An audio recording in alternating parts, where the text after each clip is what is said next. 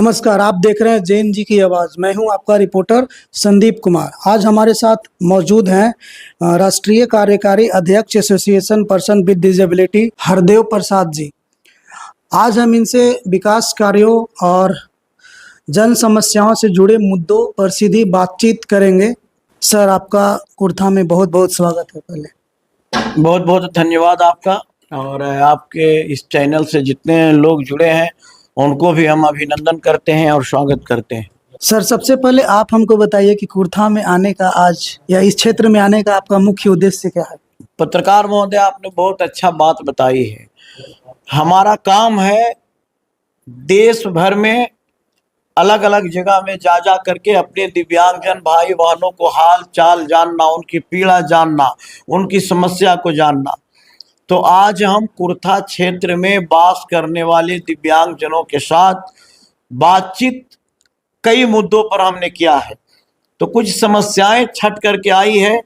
वो समस्या है कि आज जो सरकार एमटीसी यानी मोटर ट्राईसाइकिल गाड़ी दे रही है, उसकी गुणवत्ता ठीक नहीं होने के कारण गाड़ी तो मिल जाती है, आज हमारे दिव्यांगजन खुश हो जाते हैं, लेकिन 2-3 महीने में वो खराब हो जाते हैं और उनकी जितना भी अपना क्रियाकलाप है, जितना भी कार्य करने की क्षमताएं हैं, वो बंद हो जाती है और वो निराश हो जाते हैं।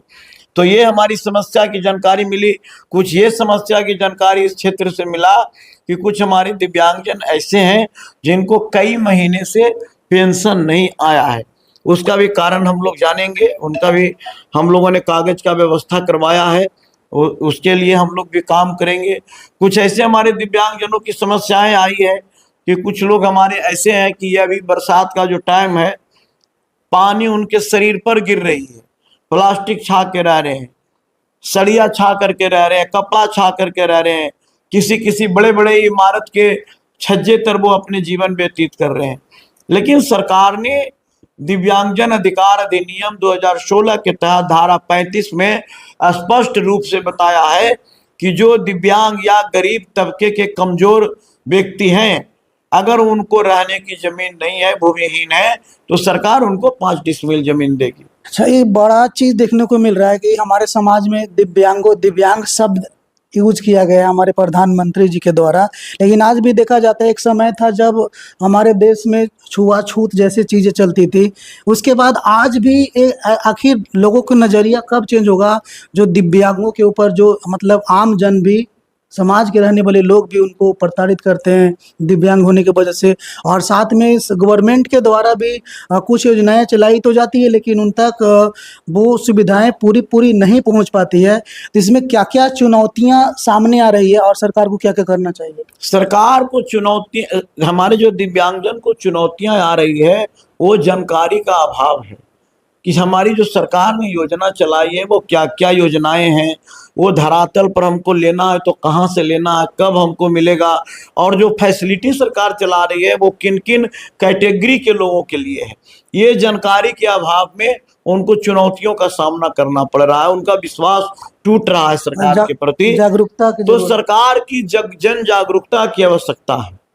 अगर सरकार जागरूकता करके चलाती है कोई योजना वगैरह, और या तो फिर कोई ऐसा कुछ ऐप, आजकल बहुत सारा चीज बनता है दिव्यांगों के लिए स्पेशल बना दिया जाए, या तो कोई भी योजना वगैरह जहां से सारे दिव्यांगों को एक किसी प्लेटफॉर्म से जोड़ दिया जाए। उसके बाद उनके मतलब सारे जो भी समस्या है और कैसे निदान होगा, वहां पे क्या कुछ ऐसा कुछ पहल करवाने का आप प्रयास करेंगे? प्रयास करेंगे नहीं, प्रयास किया हुआ है पत्रकार महोदय। किया हुआ है। हम लोगों ने एक चैनल बना दिया है जिसका नाम है हिंदुस्तान दिव्यांगजनों की आवाज। ये इसमें 70 लाख दिव्यांगजन जुड़े हैं, 70 लाख। और प्रतिदिन हम लोग सरकार की क्या क्या योजनाएं हैं, आपको कब मिलना है, किन कैटेगरी के लोगों को लेना है, कहाँ से मिलना है, या उसमें हम लोगों ने ये भी किया है कि अगर सरकारी स्तर पर कोई कर्मचारी या कोई पदाधिकारी आपको परेशान करता है, आपको बार बार बुलाता है, आपका काम नहीं करता है, तो आप उस ग्रुप में एक लाइन लिखिए। उसमें हमारे जो निदेशालय के आदरणीय डायरेक्टर महोदया हैं वो भी जुड़े हैं, डिप्टी डायरेक्टर जुड़े हैं, हमारे सभी 38 जिला के सहायक निदेशक जो दिव्यांगजन के पदाधिकारी हैं वो जुड़े हैं। 38 जिले के उसमें माननीय जिला पदाधिकारी महोदय जुड़े हैं। 38 जिला में माननीय आरक्षी अधीक्षक, पुलिस अधीक्षक महोदय जुड़े हैं। सभी थाना के थाना अध्यक्ष जुड़े हैं। सभी प्रखंड के बीडीओ साहब जुड़े हैं।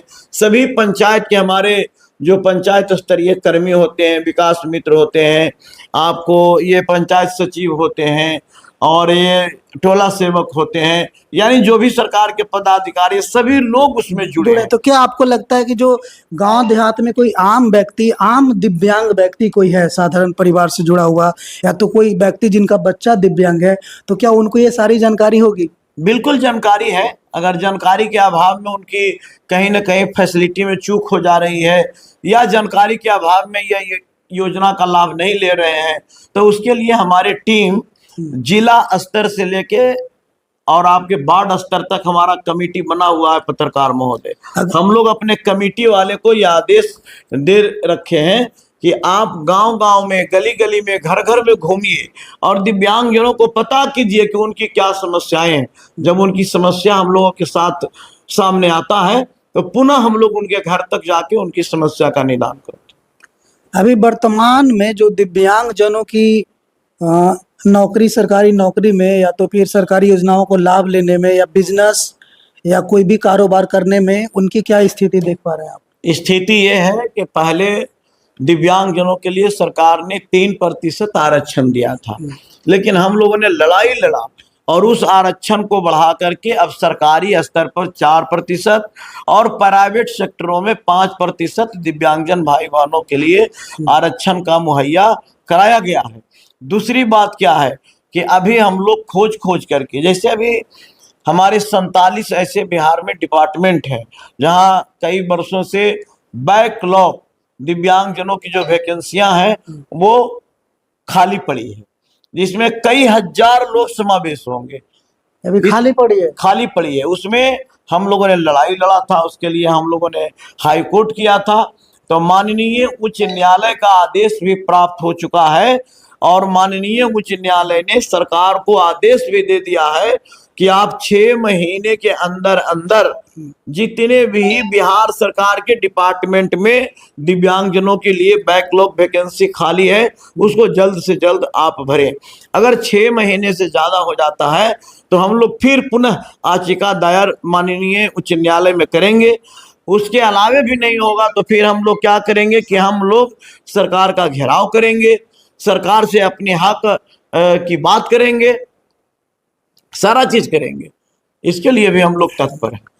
पीडब्ल्यूडी के स्तर पर आने वाले समय में बिहार और खासकर ग्रामीण क्षेत्रों के लिए आपकी प्रमुख प्राथमिकताएं क्या होगी? हमारा प्रमुख प्राथमिकता है कि हम गांव-गांव में जाएंगे, घर-घर में जाएंगे और दिव्यांगजन भाई बहनों की समस्या को सुनेंगे और उनके संबंधित पदाधिकारियों से मिल करके त्वरित कार्रवाई करते हुए जल्द से जल्द उनकी समस्या का समाधान करेंगे। ये हमारा सरकार चली दिव्यांगजनों की घर।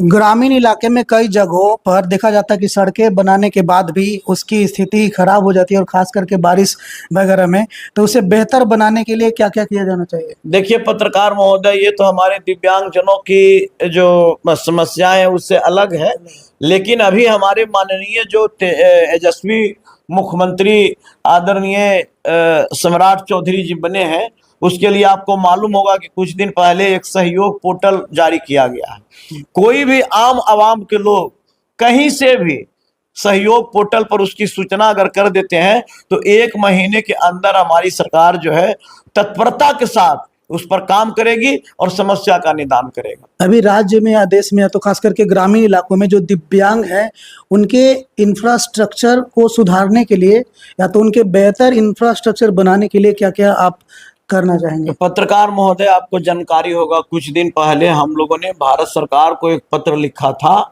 कि जो गांव स्तर पर, ग्रामीण स्तर पर हमारे दिव्यांगजन हैं और उनको अनेकों प्रकार की सुविधा का अभाव है, उसके लिए क्या करना है आपको, तो एक सुगम्या योजना चलाया गया। सुगम्या योजना में क्या है कि जो हमारे दिव्यांगजन है उनके सुविधा के अनुसार रैंप बनाया जाएगा, सड़कें बनाया जाएगी, शौचालय बनाया जाएगा, बड़े बड़े जो बिल्डिंगें बन रही है हमारे कार्यालय में उनके लिए लिफ्ट लगाए जाएंगे, लिफ्ट नहीं है तो उनके लिए रैंप लगाए जाएंगे, उनके व्हील चेयर की व्यवस्था किया जाएगा। तो ये सुगम्य योजना हम लोग चला रहे हैं और सुगम्य योजना के तहत सरकार हमारी भिन्न भिन्न जगह जा जा करके उसका जायजा ले रहा है और जहां समस्याएं आ रही है उसका निदान भी हो रहा है। ठीक है, हमसे बात करने के लिए बहुत बहुत शुक्रिया। धन्यवाद। तो ये थे हमारे साथ अभी हरदेव प्रसाद जी। अभी आपने सुना इनके, और अभी जो वक्तव्य हुआ इस पर आपकी क्या प्रतिक्रिया है कमेंट में जरूर बताइएगा और इस वीडियो को ज़्यादा से ज़्यादा शेयर करिएगा और ताकि जितने भी दिव्यांग लोग या तो जो बच्चे या बुजुर्ग जो भी समाज में गांव में मौजूद हैं उनको ये लाभ मिल सके, सुविधा मिल सके।